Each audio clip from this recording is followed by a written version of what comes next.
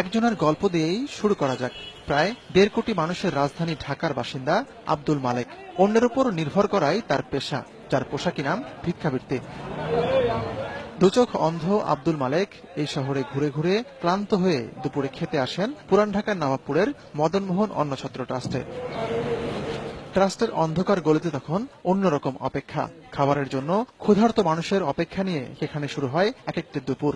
প্রতিদিনই এমন অন্তত ২০০ মানুষের মুখে বিনামূল্যে খাবার তুলে দেয় অন্নছত্র। নিজে খাওয়ার পাশাপাশি অনেকে নিয়েও যান পরিবারের অন্যদের জন্য। অন্ধ আব্দুল মালেক এখানে খেয়ে আসছেন কয়েক যুগ ধরে। এখানে আমি আসা যাওয়া করি ৫০ বছর। খুব ভালো খাইতেছি, আপনার ডাল সবজি আর ভাত। শুধু ভিক্ষুকরাই নন, নিম্ন আয়ের অনেকে একটু সঞ্চয়ের আশায় এখানে আসেন টাকা বাঁচাতে।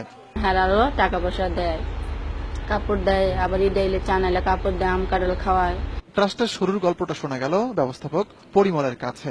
১৯২৪ সাল খাদ্যাভাব দেখা দিল ঢাকায়। না খেয়ে থাকতে হচ্ছে হাজার হাজার মানুষকে। নবাবপুরের স্থানীয় জমিদার মদনমোহনের মন কেঁদে উঠল। তার ৩ ছেলে বাবার নামে প্রতিষ্ঠা করলেন এই ট্রাস্ট।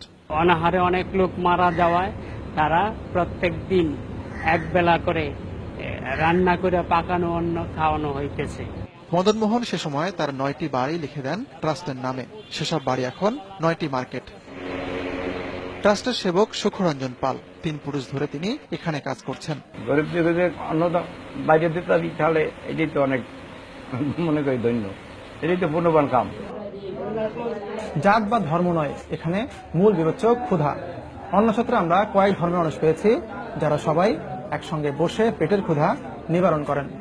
এটি যেন এক টুকরো অসাম্প্রদায়িক বাংলাদেশের অপর নাম। এমনকি খাবার শেষেও যদি কেউ খেতে আসেন, তখন প্রয়োজনে রান্না করে খাওয়ানো হয় অভুক্তকে। কারণ মানুষের সেবাই যে বড় ধর্ম। আতিকুর রহমান তামাল, সময় সংবাদ, ঢাকা।